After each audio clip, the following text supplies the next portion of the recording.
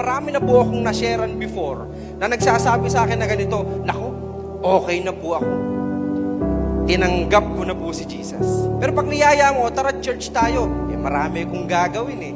Sino po sa inyo yung dating ganun? Kaya po pagdating sa Panginoon, hindi po pwede yung ganito.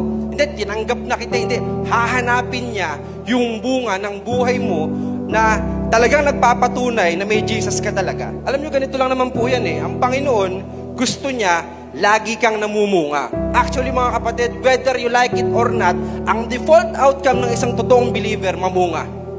Hindi mo kailangan piliting mamunga. Ang bunga hindi ipinipilit mga kapatid. Ang trabaho ng believer, mag-abide sa Panginoon.